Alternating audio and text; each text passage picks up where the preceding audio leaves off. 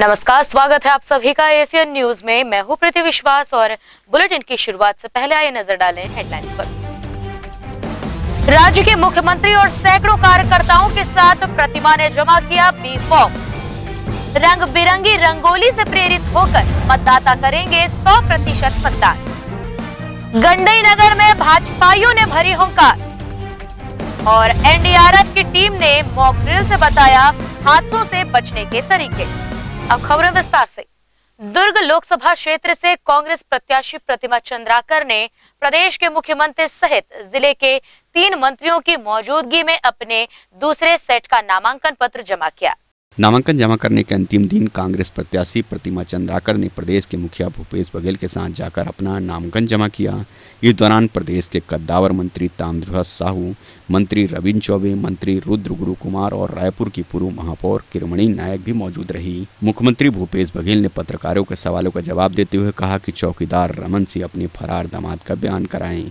चौकीदार रमन सिंह जी से मैं अपील करता हूं कि फरार दामाद को कम से कम पुलिस थाना में ले जाए और उसके बयान ही करा दे, दस्तावेज है उसको सबूत कर दे, क्योंकि दस्तावेजी गड़बड़ियां हैं ना। और विभाग ने हेल्थ डिपार्टमेंट ने इसी कारण से उसके खिलाफ FIR कराया। उनसे पहले मांगा गया कि आप जो भी दस्तावेज है उसको। मंत्री ताम्रध्वज साहू ने पुत्र के टिकट मांगने के सवालों पर जवाब देते हुए कहा कि टिकट मांगने का अधिकार सबको है, नाराजगी जैसी कोई बात नहीं। तो कारवा बढ़ चुका है, 68 हो चुके हैं, अब उससे आगे जितना ज़्यादा फैलाया जा सकता है फैलाएंगे। उसमें क्या नाराजगी है? मांगने का सबको अधिकार रहता है। पार्टी हाईकमान जिसको आदेश करती है वो चुनाव लड़ता है और उसके साथ सब लोग चुनाव लड़ते हैं, कहीं कोई नाराजगी का। मंत्री रविंद्र चौबे ने कहा कि किसानों से जो हमने वादा किया था उसे हमने पूरा किया। छत्तीसगढ़ के किसान कांग्रेस के साथ हैं। भाजपा के बैकफुट में आने के साथ छत्तीसगढ़ की 11 सीटों में विजयी होने का दावा भी उन्होंने किया। किसानों से वायदा किया था कि हम 2500 धान की कीमत देंगे, कर्ज माफी करेंगे, लेकिन इस चुनाव में हम जब जा रहे हैं किसानों के बीच में और नौजवानों के बीच में, तो जो हमने कहा था सो किया। 11,000 करोड़ रुपए का कर्ज माफी हुई, लगभग 5,000 करोड़ रुपए का 2500 का कीमत हमने किसानों को दिया और सौभाग्य से 2500 कीमत देने के बाद छत्तीसगढ़ के किसानों के 20,000 करोड़ रुपए के धान की हमने खरीदी की। तो तब तो हमने केवल वायदा किया था, इस बार हमने काम किया है, इसलिए पूरे छत्तीसगढ़ के किसान कांग्रेस के साथ हैं। इस नामांकन प्रक्रिया में प्रदेश के मुख्यमंत्री भूपेश बघेल कलेक्ट्रेट परिसर में पैदल ही प्रवेश किया और निर्वाचन आयोग के निर्देशों का पालन करते नजर आए। एशियन न्यूज के लिए कैमरामैन जितेंद्र साहू के साथ रमेश भगत की रिपोर्ट। कांग्रेस प्रत्याशी प्रतिमा चंद्राकर के द्वारा नामांकन फॉर्म की दूसरी प्रति जमा करने के बाद गंज मंडी दुर्ग में विशाल आम सभा का आयोजन किया गया, जिसमें हजारों की संख्या में मौजूद कार्यकर्ताओं को संबोधित करते हुए गृह मंत्री ताम्रध्वज साहू ने कहा कि यह चुनाव अलग ही महत्व रखता है। यह देश की एकता, अखंडता और सौहार्दता को लेकर संपन्न होता है। लोकसभा के चुनाव हुआ था, आप जाना था, और आप सब 50 ठन चुनाव लड़ डरे हो, लड़वा डरे हो। कोई संगवारी ला नवा चीज बताए के जरूरत नहीं है, पर समय में बोले बर पड़थे, तेकर कारण ये आयोजन करे लगे। ये चुनाव मात्र विकास के लिए जरूरी नहीं, ये चुनाव देश के सांप्रदायिकता के लिए, ये चुनाव देश के एकता के लिए, ये चुनाव देश के अखंडता के लिए, ये चुनाव सांप्रदायिक सौहार्द के वातावरण के लिए, ये चुनाव भारतवर्ष के सर्वोच्च सदन के लिए आए। तेकर से ये चुनाव बहुत जरूरी है और एकर लिए एक वोट के कीमती। 5 साल नरेंद्र मोदी काय की हिस्स 15 लाख है, वो सब जाना, मैं वो नहीं जाना चाहूँ। ये चुनाव देश के एकता और अखंडता के लिए काबर जरूरी। नरेंद्र मोदी अपन 5 साल के कार्यकाल में देश में सांप्रदायिक हिंसा, अलगाववाद, जातिवाद, दुनिया भर के प्रपंच करे है। देश के लिए एक ठन काम 5 साल में करके नहीं बताए। मैं आपसे प्रश्न करना चाहता हूँ, आप समाचार पत्र पढ़ो, टीवी देखो, एक ठन काम बता दो उदाहरण के रूप में भारतवर्ष के लिए नरेंद्र मोदी यदि यूनिक काम, यदि बढ़िया काम, उदाहरण देख ले काम करे। ये एक ठन उदाहरण बता दें, भारतीय जनता पार्टी वाले मन बता दें, देश के नागरिक बता दें। किसान के बात 15 साल रमन सिंह के सरकार यहाँ रहे, 5 साल नरेंद्र मोदी की सरकार रहे। मोला बता दो, एक ठन किसान मन के लिए सिंचाई योजना बता दो। 5 साल दिल्ली की सरकार, 15 साल छत्तीसगढ़ की सरकार। एक ठन नहर, एक ठन बांध बता दो। जितना बड़े बड़े बांध है सब आजादी के, पहली आजादी के बाद के पंडित जवाहरलाल नेहरू से लेके श्यामा चरण शुक्ला तक। भाखड़ा नंगल बांध, हीराकुंड बांध कब बने हैं आप सब जानत। खरखरा तांदुला कब बने हैं आप जात। हसदेव बांगो कौन बने इस जानत हो। गंगरेल कौन बने इस जानत। 15 साल में डॉक्टर रमन सिंह एक सिंचाई योजना के जानकारी किसान मन के लिए दे दे, ये चीज ल करेंगे। हम गर्व के साथ कही सकथन, हमारे दुर्ग ग्रामीण के भी बैठक रखे रहे, हर विधानसभा हम प्रत्याशी का भी बैठक हो, हमारे दुर्ग ग्रामीण के भी हुई। आदरणीय प्रदीप चौबे जी रहीस, मैं वहू मेर के हूँ। भारतीय जनता पार्टी के कार्यकर्ता और नेता मेर कहे बर कुछ नहीं है। काय कही 15 लाख कह रहे तेल देन कही, किसान के कर्जा माफ करें कही, धान के बोनस देन कही, का है ओकर मेर कहे बर। और हमार मेरे छाती ठोक के कहना है कांग्रेस के कार्यकर्ता ला कि हमार बार कहे बार अत्यधिक ज्यादा है, जेल हम कह नहीं सकन अतका ज्यादा है। मात्र शपथ ग्रहण करते बाहर ये 3 महीना के सरकार 20 घोषणा हमारे मुख्यमंत्री भूपेश बघेल जी करे है, हमन एक पुस्तिका छपे। वहीं गंज मंडी दुर्ग की विशाल आम सभा को संबोधित करते हुए मुख्यमंत्री छत्तीसगढ़ शासन भूपेश बघेल ने अपने चित परिचित चुटीले अंदाज में भारतीय जनता पार्टी के पदाधिकारियों द्वारा दिए जा रहे बयानों को लेकर तीखी प्रतिक्रिया देते हुए 15 साल बनाम 3 माह जनता की संतुष्टि की राह करार दी। छत्तीसगढ़ कांग्रेस के सरकार दिवालिया कर दे। हम 3 महीना हो 3 पैंत रहे, 15 साल ते रहे, ओकर पहले 3 साल हमार रहे। 3 साल में 400 करोड़ रुपए खजाना छोड़ के गए रहे। ये 15 साल रहे 50,000 करोड़ के कर्जे छोड़ के हमारे पर गए। और आज हमारे कहा दिवालिया कर दे। हमारे कर्जा ले, किसान पर कर्जा लेके धान खरीदी करे थे, ऋण माफी करे थे। अरे कर्ज अभी विधानसभा के चुनाव नहीं हुए, अभी 3 महीना हुए। नरेंद्र मोदी पूछ कि जब वो गद्दी में बैठे रही, 3 दिन बैठीस, 3 दिन भारत सरकार के ऊपर कब का कर्जा हुई। और आज जब गद्दी छोड़े के बेरा है तब वो कर्जा कब का है। ये बात भारतीय जनता पार्टी वालों ने नहीं कहा है, मैं बताता हूं आप लोग। मनमोहन सिंह जी जब गद्दी छोड़ी तो भारत सरकार के ऊपर 52 लाख करोड़ के कर्जा रही से, और आज नरेंद्र मोदी गद्दी छोड़े के बेरा है तो 84,000 करोड़ के कर्जा है।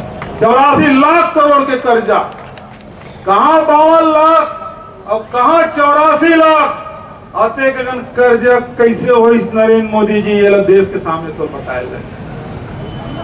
आज छत्तीसगढ़ बदहाल बनाए के काम, भ्रष्टाचार के अड्डा बनाए के काम, कमीशन खोरी के गढ़ बनाए के काम लग कोनो करे है तो रमन सिंह करे है।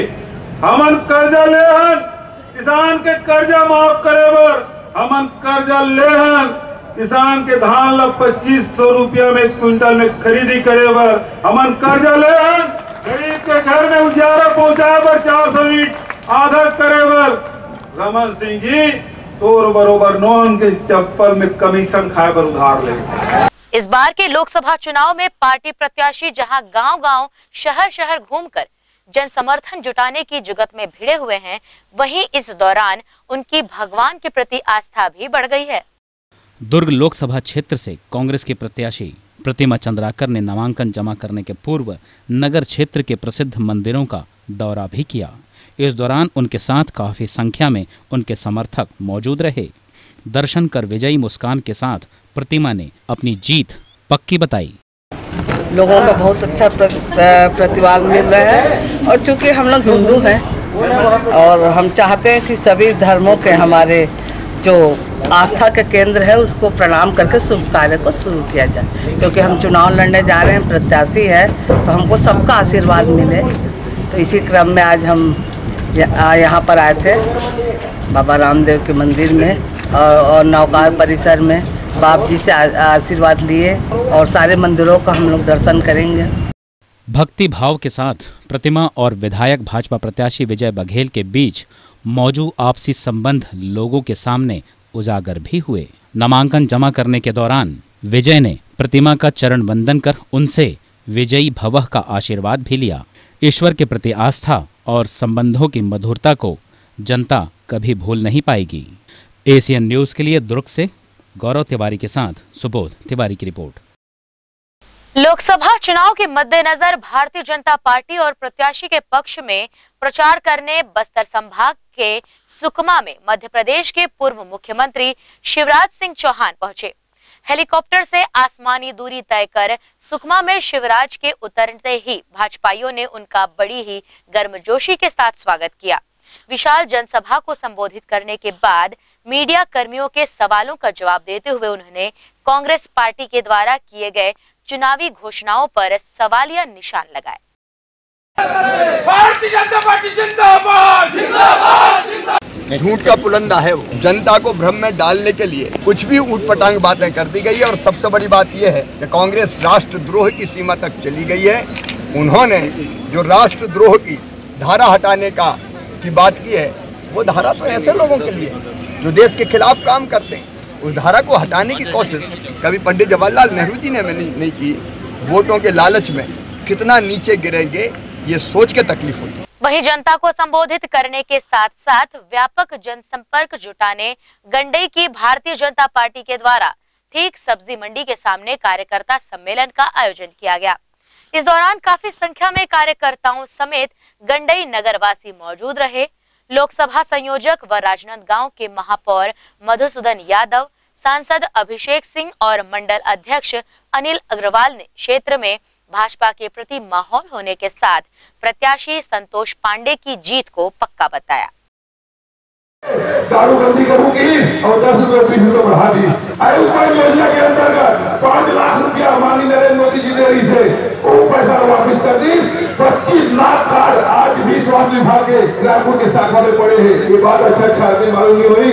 मैं आपको बताना चाहता हूँ 25 लाख कार्ड एक परिवार के लिए जाने रही थे, वो पूरे के पूरा कार्ड आज तक के बढ़ नहीं पाए। आयुष्मान योजना के कागज नहीं बढ़ पाए। सिर्फ उसका कारण ये है कि नरेंद्र मोदी जी के फोटो लगे हैं और ये पलटू जाने कि नरेंद्र मोदी जी की जो योजना है, भारतीय जनता पार्टी की जो योजना है, फिर गाँव गरीब किसान तक के मत पहुंचे। हमने ये सब चीज के बदला लेना है और पूरा 11 के 11 और हमारे गंडई क्षेत्र के पूरे 54 के 54 बूथ में जिता करके भैया संतोष पांडे जी ना दिल्ली के गद्दी पे उठाना है। प्रतिदिन भारतीय जनता पार्टी की स्थिति बेहतर होते जा रही है और आप देखेंगे कि प्रचार प्रसार से लेकर के जनसंपर्क तक कहीं भी कांग्रेस आपको दिखाई नहीं दे रही है। इसका मतलब ये भी नहीं कि हम कोई ओवर कॉन्फिडेंस में इस चुनाव को लड़ना चाहते हैं। ये चुनाव राष्ट्रीयता का चुनाव है, देश हित का चुनाव है, राष्ट्र के लिए मर मिटने का चुनाव है और लोगों ने कांग्रेस और भारतीय जनता पार्टी की सरकारों की तुलना कर ली है। पहली बार भारतीय जनता पार्टी को पूर्ण बहुमत की सरकार मिली और पूर्ण बहुमत की सरकार में मोदी जी ने जिस तरीके से 5 साल के अंदर पूरे विश्व में भारत को महाशक्ति के रूप में स्थापित करने का काम किया, इसलिए लोगों का मन वापस नरेंद्र मोदी जी को प्रधानमंत्री बनाने का है। इसलिए छत्तीसगढ़ की पूरी 11 की 11 लोकसभा और राजनांदगांव लोकसभा चुनाव भारतीय जनता पार्टी निश्चित रूप से जीतेगी। मुझे ये देखकर खुशी हुई कि लगभग 500 से ज़्यादा संख्या में हमारे समर्पित कार्यकर्ता गंडई की बैठक में आए थे। आज लगभग 30 ऐसे कांग्रेस के कार्यकर्ताओं ने भारतीय जनता पार्टी में युवा मोर्चा के माध्यम से प्रवेश किया है। तो ये संकेत है कि इस देश में इस लोकसभा चुनाव में निश्चित रूप से आम जनता का विश्वास आदरणीय प्रधानमंत्री नरेंद्र मोदी जी के ऊपर है और जनता ने ये मन बना लिया है कि इस देश के लिए प्रधानमंत्री के रूप में नरेंद्र मोदी जी ही उनकी पहली पसंद है। इस देश के लिए प्रधानमंत्री जी को नरेंद्र मोदी जी को एक बार फिर से वो मौका देना चाहती है।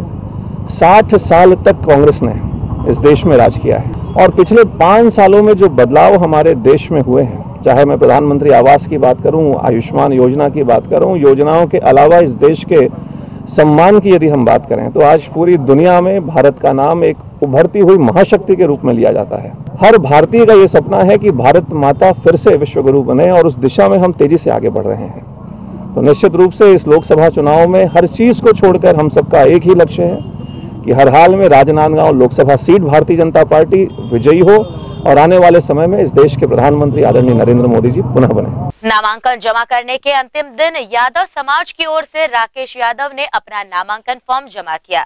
राकेश यादव नामांकन जमा करने दुर्ग कलेक्ट्रेट में पारंपरिक वेशभूषा के साथ बैलगाड़ी में पहुंचे थे। छत्तीसगढ़ में कांग्रेस और भाजपा की ओर से यादव समाज से किसी को प्रत्याशी नहीं बनाए जाने से राकेश यादव नाराज नजर आए और यादव समाज को उपेक्षित करने का आरोप लगाते हुए अपना नामांकन निर्दलीय प्रत्याशी के रूप में जमा किया। 90 विधानसभा से लेकर के आज 11 लोकसभा में यादव समाज को इस कदर उपेक्षित किया गया कि आज यादव समाज 33 लाख वोटर आज छत्तीसगढ़ में निवासरत हैं, जिसमें दुर्ग लोकसभा में 2 लाख वोटर आज निवासरत हैं। क्या वो टिकट चाहे भारतीय जनता पार्टी और कांग्रेस की पार्टी दोनों में से कोई एक पार्टी क्या यादव समाज को नहीं दे सकती थी?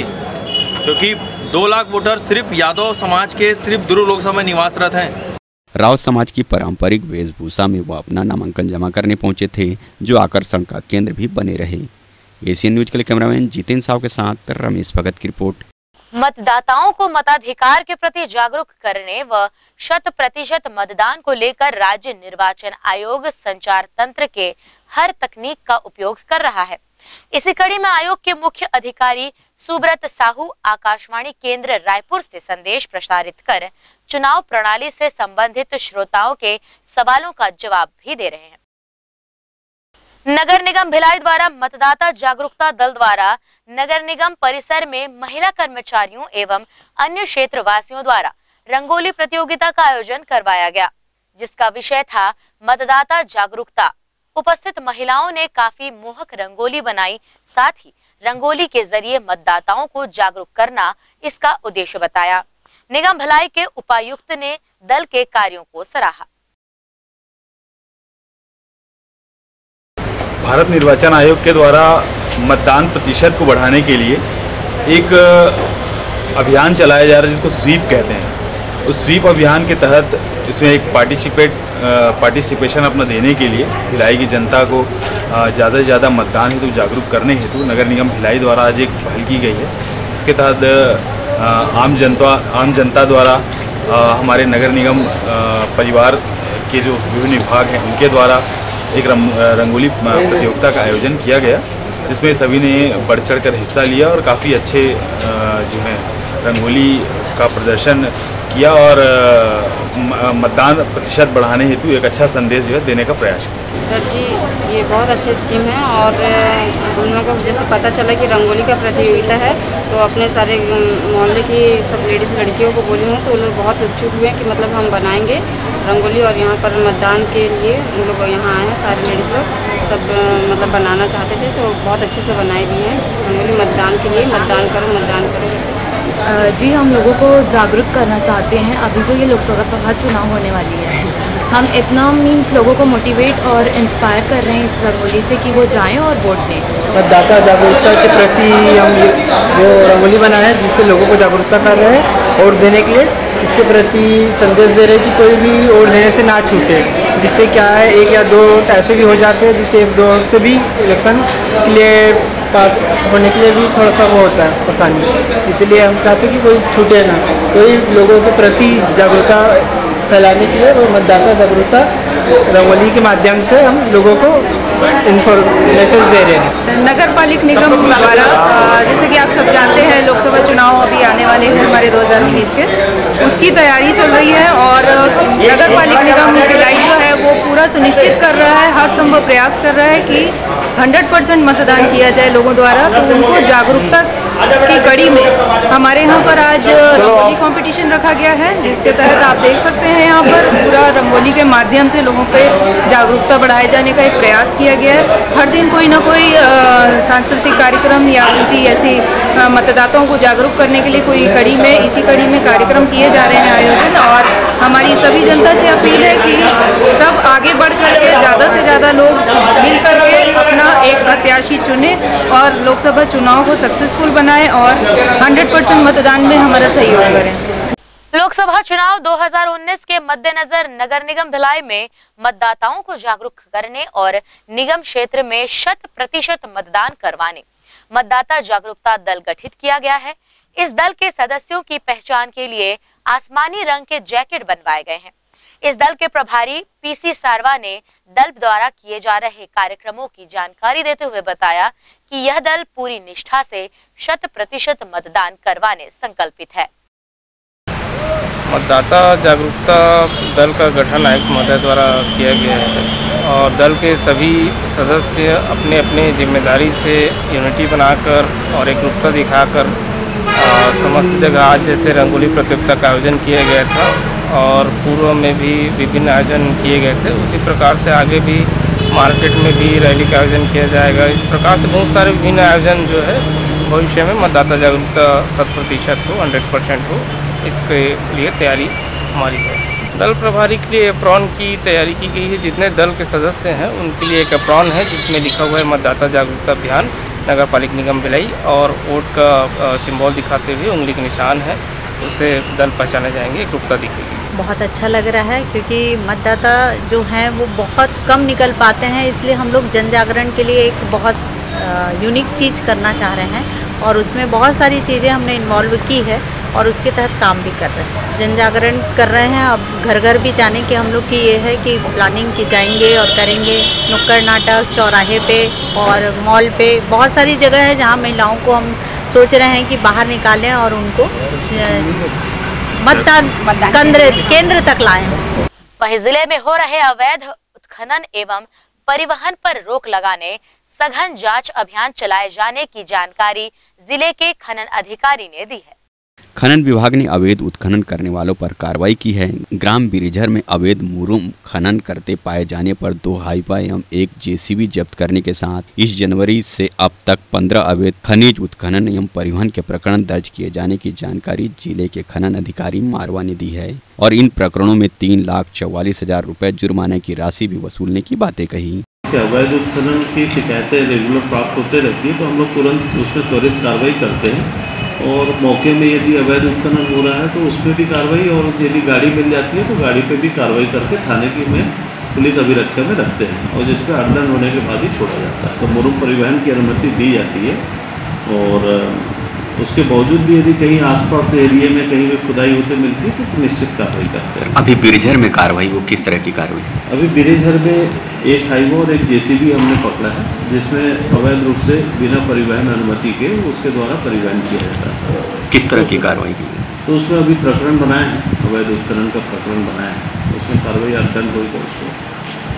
और एक ओखरा में भी 2 हाइवा पकड़कर पुलिस अभिरक्षा में रखेगी। कल रात में कार्रवाई की हमने 31 तारीख से लेके 1 तारीख मतलब 2 दिन के अंदर में 15 गाड़ी पकड़कर उस पर कार्रवाई की और कल ही गाड़ियाँ ये सब छूटी हैं जिसमें 3,44,500 रुपये हमने अर्धन भी वसूल किया। राष्ट्रीय शहरी आजीविका मिशन के तहत दीनदयाल अंत्योदय योजना से महिलाओं को जोड़ने एक और प्रयास देखने को मिला। निगम सभागार में महिलाओं की बैठक लेकर देवभोग कंपनी के द्वारा निर्मित खाद्य पदार्थों की बिक्री महिला स्व सहायता समूहों के द्वारा करवाना है। आने वाले नवरात्र पर्व को देखते हुए पहले पेड़ा और दही जैसे प्रोडक्ट बिक्री किए जाएंगे। पर्व के बाद कंपनी के अन्य उत्पादों की आवक भी शुरू हो जाएगी। इस कार्य को करने राष्ट्रीय शहरी आजीविका मिशन की मैनेजर एकता शर्मा ने महिलाओं की बैठक ली और न्यूज टीम को जानकारी दी। आज हम लोग ने क्षेत्र स्तरीय समिति जो हम लोग ने गठित करी है नगर पालिक निगम में उसकी एक बैठक बुलाई गई है। हम इनके द्वारा देवभोग जो समिति है जो दूध उत्पादन करती है और दूध से बने हुए और भी अलग प्रोडक्ट्स बनाती हैं उनका हम इनके द्वारा वो करना चाहते हैं, बिक्री करना चाहते हैं ताकि हमारे एलएफ को एक काम मिले। इसलिए आज हम इनको बुलाया गया है क्योंकि नवरात्रि स्टार्ट हो रही है अभी 6 तारीख से, तो हम चाहते हैं कि उस नवरात्रि में महिलाओं के द्वारा एक अच्छा काम चालू हो और इनके द्वारा हम वहाँ पे घी और पेड़े का वहाँ पे बिक्री करवा सके। तो एक स्टॉल ये लोग अपने अपने एरिया में जाके मंदिरों में एक स्टॉल लगाएंगे जहाँ पर पेड़ा और घी का ये लोग बिक्री करेंगे। इसकी सप्लाई देवभोग कंपनी करेगी। यहाँ पे जो पहले हमारे कमिश्नर थे सर का नाम है दुग्गा सर, उनका मार्गदर्शन से हम लोग ये काम करने जा रहे हैं। प्रशासनिक कवायदों के तहत सरकार का हर विभाग अपनी बैठकों और कार्यों की प्रक्रिया को पूरी करने के बाद 100% मतदान के लिए संकल्पित हो रहा है। इसी कड़ी में नगर निगम दुर्ग के स्वास्थ्य विभाग द्वारा कर्मचारियों की आवश्यक बैठक के बाद चुनाव में मतदान करने और प्रक्रिया को सार्थक तरीके से पूरा करने शपथ ली गई। भारत के नागरिक लोकतंत्र में अपनी पूर्ण आस्था रखते हुए यह शपथ लेते हैं कि हम अपने देश की लोकतांत्रिक परंपराओं की मर्यादा को बनाए रखेंगे तथा स्वतंत्र निष्पक्ष एवं शांतिपूर्ण निर्वाचन की गरिमा को अक्षुण्ण रखते हुए निर्भीक होकर धर्म वर्ग जाति समुदाय भाषा अथवा अन्य किसी भी प्रलोभन से प्रभावित हुए बिना सभी निर्वाचनों में अपने मताधिकार का प्रयोग करेंगे। नगर निगम भिलाई की उड़न दस्ता टीम लगातार बाजारों और बड़े छोटे प्रतिष्ठानों में छापामार कार्रवाई कर प्रतिबंधित प्लास्टिक जब्त करने के साथ एक्सपायरी डेट के खाद्य पदार्थ, साथ ही सड़े गले खाद्य पदार्थ और लाइसेंस भी चेक कर रही है। इसी कार्रवाई के दौरान 3 अप्रैल को 16 प्रतिष्ठानों में कार्रवाई करते हुए एक रेस्टोरेंट से एक्सपायरी डेट के पेय पदार्थ जब्त कर 2000 रुपए अर्थदंड भी वसूला। साथ ही बड़ी मात्रा में प्रतिबंधित डिस्पोजल ग्लास भी जब्त किए गए। दल प्रभारी रामायण सिंह ने इसकी जानकारी न्यूज टीम को दी।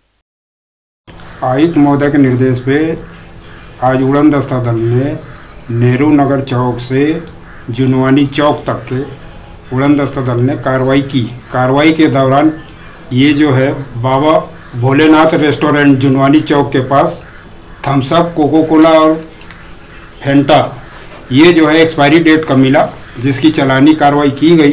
2000 रुपये का आर्थिक दंड उनसे लिया गया और उनको समझाइश दी गई, अगर इस तरीके से व्यवसाय करोगे जनहित में ये गलत है और इसके कारण आपको दंडित करके न्यायालय में प्रस्तुत किया जाएगा। डिस्पोजल और झिल्ली पन्नी भी पकड़े हैं।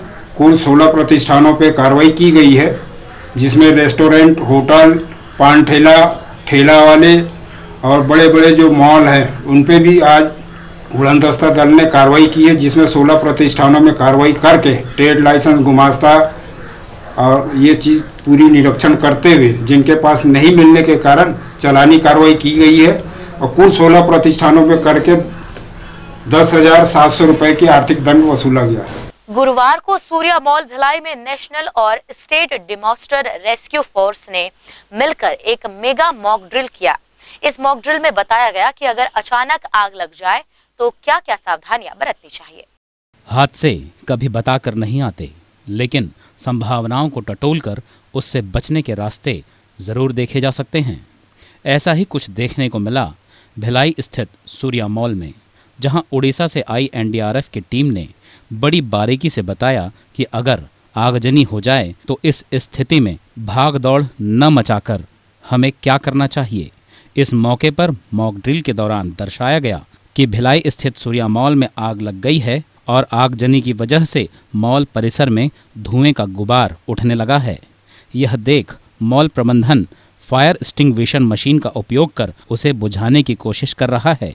साथ ही मॉल प्रबंधन द्वारा पुलिस और फायर ब्रिगेड को भी फोन कर इसकी सूचना दे दी गई है। रेस्क्यू फोर्स के पहुंचने के बाद बताया गया कि मॉल में अभी भी कुछ लोग फंसे हुए हैं। यह सुनते ही रेस्क्यू फोर्स ने बिना देरी किए 4 लोगों को सही सलामत आगजनी वाली जगह से बाहर निकाला। यहाँ सूर्या मॉल में आपात स्थिति से कैसे हम निपट सकते हैं, इसके लिए एक मॉक ड्रिल जो है वो एनडीआरएफ की टीम और एसडीआरएफ की टीम के द्वारा संयुक्त रूप से सूर्या मॉल का जो स्टाफ है उनका सहयोग लेकर के उसे किया गया। हमने ये देखा कि विपरीत परिस्थितियों में भी पूरे धैर्य के साथ किस तरीके से उन स्थितियों से निपटा जा सकता है और किसी भी प्रकार की होने वाली क्षति, चाहे वो मतलब संपत्ति की हो या जान माल की हो, उसको किस तरीके से हम बचा सकते हैं और कितने आसान तरीके से उनको हम बचा सकते हैं। ये सारी बातें जो है आज इस मॉक ड्रिल के माध्यम से आज आपने और हम लोगों ने यहाँ पर देखी और मुझे पूरा विश्वास है कि न केवल सूर्या मॉल का जितना स्टाफ है वो, वरन हम सब जितने लोग भी यहाँ पर आज उपस्थित होकर इस मॉक ड्रिल को जिन्होंने देखा है, वो इस मॉक ड्रिल का आने वाले समय में यदि कोई ऐसी आपात स्थिति होती है तो इसका लाभ अवश्य उठाएंगे और उन आने वाली आपात स्थितियों का डट करके और बड़े अच्छे तरीके से जो है मुकाबला करेंगे, ताकि धन जन की किसी भी प्रकार की हानि को हम रोक सकें। उड़ीसा से आए एनडीआरएफ के अधिकारी अमरनाथ सिंह ने कार्यक्रम को लेकर जानकारी दी कि उनका उद्देश्य लोगों को हादसे के प्रति जागरूक करना है। आज का हमारा एक मेगा मॉक एक्सरसाइज था जो हम केमिकल लीकेज के सिनेरियो पर आधारित था। इस मॉक एक्सरसाइज के माध्यम से हम लोगों ने ये बताने की कोशिश की कि किसी प्रकार का केमिकल इंसिडेंट अगर होता है तो कैसे अवेयरनेस प्रोग्राम हम जागृत करें, ताकि लोगों को ये पता चल सके कि कैसे अपनी बचाव करेंगे, साथ साथ में आगे सगे संबंधियों का बचाव कर पाएंगे। दो तरह की स्थिति उत्पन्न होगी, चाहे वो जो भी लोग होंगे, चाहे तो वो कन्फाइंड जगह पर होंगे या फिर ओपन प्लेस पे होंगे। जो भी ओपन प्लेस पे होंगे उनसे आग्रह किया जाएगा कि जो भी है वो किसी बंद कमरे में चले जाएं, अपने विंडो दरवाज़ा गेट बंद कर लें, ताकि किसी भी गैस का जो बहाव हो उसके घर में ना हो पाए।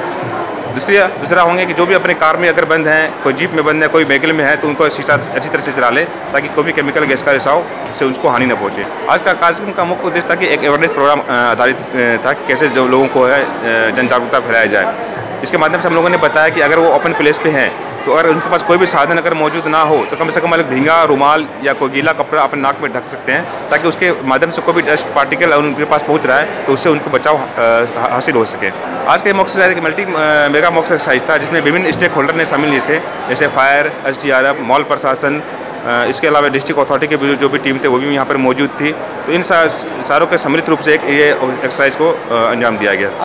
एनडीआरएफ और एसडीआरएफ की टीम द्वारा किए गए मॉक ड्रिल से जहां मॉल में मौजूद लोगों को रेस्क्यू टीम की कार्यशैली का पता चला, वहीं विपरीत परिस्थितियों में अपने सुरक्षा के साथ औरों की जान बचाने को लेकर महत्वपूर्ण जानकारियां भी मिली। एशियन न्यूज़ के लिए भिलाई से रॉबिन मल की रिपोर्ट। पुलिस विभाग की महिला सेल, जो कि वर्तमान में रक्षा टीम के नाम से जानी जाती है, ये टीम महिला संबंधी समस्याओं को दूर करने व साथ ही अपराधों को रोकने व सामंजस्य लाने में कारगर साबित हो रही है। रक्षा टीम द्वारा सतत प्रयास किया जा रहा है। रक्षा टीम का मानना है कि महिलाएं जो संकोच किया करती थीं, अब टीम में महिलाओं के रहने से खुलकर अपनी बात रख सकती हैं। हमारे पास अक्सर ये महिला आती है जो थाने आने से डरती हैं और अपना परेशानी खुलकर नहीं बता पाती हैं। तो हमारा उद्देश्य ये रहता है कि जो भी महिलाएं हमारे पास आई हैं और अपनी परेशानी बताती तो हम उसको सुलझाने की कोशिश करते हैं, उसको समझाने की। और जैसे प्रार्थियाँ चाहती है कि अगर वो कार्रवाई चाहती तो हम उनके संबंधित थाना में ले जाकर उसकी कार्रवाई करवाते हैं। अगर प्रार्थियाँ चाहती है कि वो बस आपसी समझौता हो तो हम समझाइश चाहते हैं। बस ये रहता है हमारा कोशिश कि जो भी प्रार्थियाँ है वो खुश होकर जाए और कभी ये ना समझे कि पुलिस हमारा सपोर्ट नहीं कर रही है। कई ऐसी महिलाएं होती है जो मतलब कहती है कि हमारा साथ नहीं देती, लेकिन हमारी पूरी कोशिश होती है कि वो जैसा चाहे वो हम उनके साथ करें। किस किस तरह के अपराध या प्रकरण आप लोगों के पास ज़्यादा आते हैं? हमारे पास छेड़छाड़ से संबंधित आते हैं। कई बच्चियाँ जो होती है वो स्कूल या कॉलेज जाती है तो कई लड़के बदमाश किस्म के होते हैं तो उनके आगे पीछे घूमते हैं। तो ऐसे हमारे पास कॉल आते हैं तो हमारी टीम जो है पेट्रोलिंग टीम वो उनके पास 10 या 15 मिनट के बीच में उनके पास चले जाती है और ऐसे लड़कों को पकड़ के ले आते हैं। उनके जो लड़के नाबालिग होते हैं, क्योंकि वो अक्सर जो होते हैं वो उनके साथ पढ़ने वाले बच्चे ही होते हैं, तो प्रार्थियाँ ये चाहती है कि उनका लाइफ बर्बाद ना हो, तो उनके माता पिता को बुलाकर हमारे कार्यालय में उनको समझाइश दी जाती है। रुआबांदा वार्ड 63 में अवैध रूप से हाउसिंग बोर्ड की भूमि में हो रहे निर्माण को निगम का तोड़ू दस्ता द्वारा हटाया गया। दल बल के साथ पहुंच अवैध निर्माण को ढहा रहा ये निगम का तोड़ू दस्ता अमला है। गौरतलब है कि रुआबांदा वार्ड 63 में हाउसिंग बोर्ड की भूमि पर क्षेत्रवासियों ने अवैध निर्माण करना शुरू किया था। वहीं हाउसिंग बोर्ड के लोगों द्वारा निगम को सूचना दी गई। तत्पश्चात निगम का तोड़ू दस्ता अमला दल बल के साथ यहां पहुंचकर न सिर्फ अवैध निर्माण को ढहाया बल्कि गड्ढों को भी समतल किया। निगम के तोड़ू दस्ता टीम द्वारा इस तरह की जानकारी न्यूज टीम को दी गई। जो किया जा रहा था ना चारों तरफ से, और हाउसिंग बोर्ड की इसमें स्कीम है, तो हाउसिंग बोर्ड की शिकायत उच्च अधिकारी से हुआ तो तोड़फोड़ गाड़ी, मैं प्रकाश अग्रवाल तोड़फोड़ प्रभारी संपूर्ण नगर निगम का काम को बंद कराया और कुछ सामान जब्त किए इनके ढमेला रापा को। ये लोगों ने कुछ सूचित किया था सर या बिना सूचना? नहीं, बिना सूचना का था। हमको हाउसिंग बोर्ड से सूचना मिली कि इस प्रकार के अवैध कब्जा हो रहा है, इसको हमने बंद कराया और भविष्य में नहीं करने की हिदायत दी है, नहीं तो पुलिस में कंप्लेंट करेंगे तो इसकी जिम्मेदारी ये स्वयं रहेंगे। बहरहाल स्थानीय लोगों को समझाइश दी गई है कि भविष्य में ऐसे अवैध कब्जे व निर्माण कराए गए तो निश्चित ही कार्रवाई की जाएगी। एसीएन न्यूज के लिए शाहीन खान की रिपोर्ट। ग्राम पुरई में बीते दिनों शासकीय अस्पताल में डायरिया के मरीज मिले थे। अचानक हुए क्षेत्र में डायरिया के प्रकोप से जिले के स्वास्थ्य अमले ने सक्रियता दिखाते हुए ग्राम में विशेष अभियान चलाया और स्वच्छता पर बल देते हुए स्वच्छता अभियान भी चलाया गया। पीने के लिए पानी उन्हीं का उपयोग करना है। इसके अलावा 2 जगह यहाँ कैंप रखवा रहे हैं, एक तो यहाँ आंगनबाड़ी केंद्र में और एक यहाँ उप स्वास्थ्य केंद्र, जहाँ पे 24 घंटे यहाँ पे स्वास्थ्य विभाग, मैकेनिक, आंगनबाड़ी कार्यकर्ता शिविर में यहाँ पे हमारे स्वास्थ्य विभाग के कार्यकर्ता यहाँ रहेंगे और मैकेनिक आंगनबाड़ी कार्यकर्ता जो है घर घर भ्रमण करेगी और क्लोरीन टेबलेट और ORS घर घर उसको वितरित करेगी। और अगर हर घर में कोई भी अगर दस्त उल्टी से कोई पीड़ित है, चाहे वो बड़ा हो या बच्चा हो, तो कम से कम वो एक बार यहाँ आके स्वास्थ्य शिविर में जांच करवा ले। जांच करवाने के बाद में उनको जो भी दवा है वो दी जाएगी और उनको फॉलोअप भी विटामिन करेगी और हमारे कार्यकर्ता करेंगे कि उनका कंट्रोल अगर है तो अच्छी बात है, अगर बढ़ रहा है या कुछ हो रहा है और उनको और आगे जरूरत है तो यहाँ से 2 प्रकार की व्यवस्था है, या तो उनको यहाँ उतई में अगर जरूरत होगी तो उतई या जिले चिकित्सालय जो भर्ती कराए। महमरा गांव स्थित रजा फायर वर्क्स के गोडाउन में बारूद फूटने के दौरान बड़ा हादसा हो गया। इस हादसे में यहां काम करने वाली 2 महिला कर्मी बुरी तरह से घायल हो गई। घायलों का इलाज जारी है।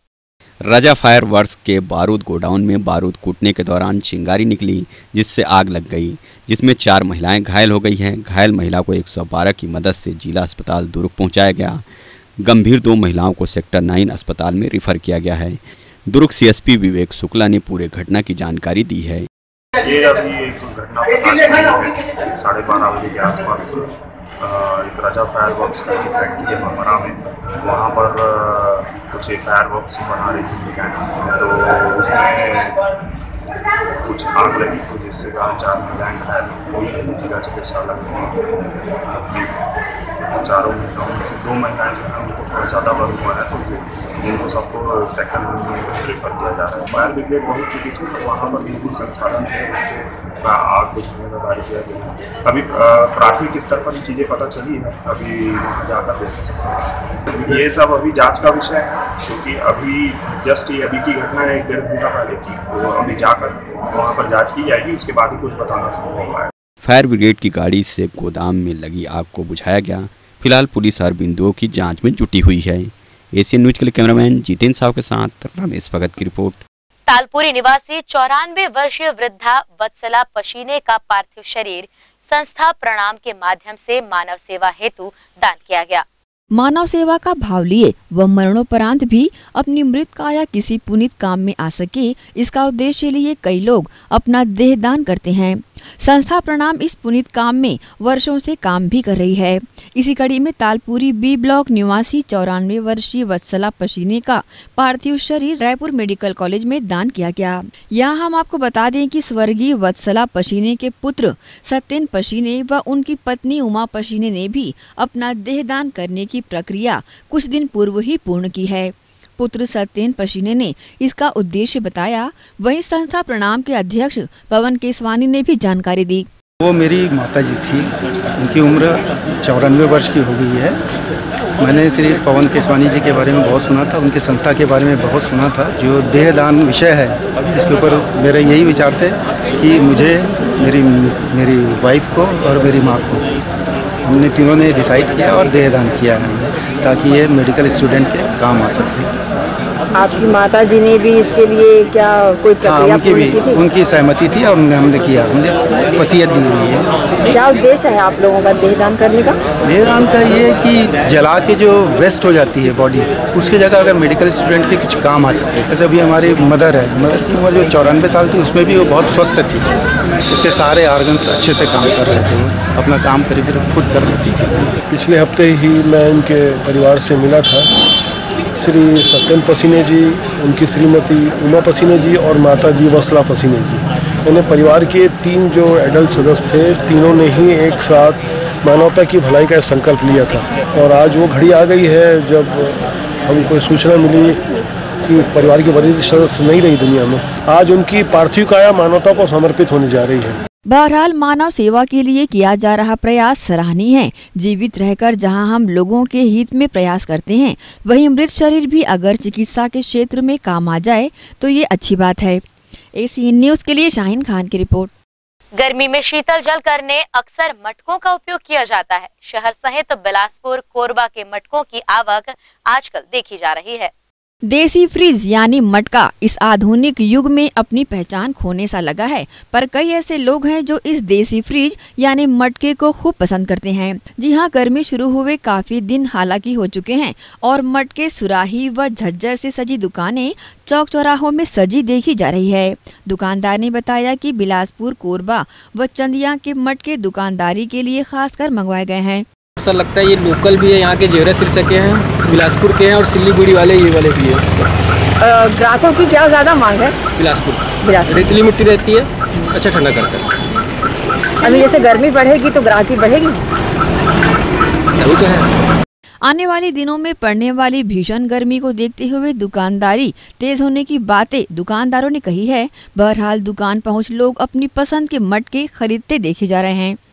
एसीएन न्यूज के लिए शाहीन खान की रिपोर्ट। एसीएन न्यूज बुलेटिन में फिलहाल इतना ही। अब आपसे चाहेंगे इजाजत। ताज़ा खबरों के लिए देखते रहिए एसीएन। नमस्कार।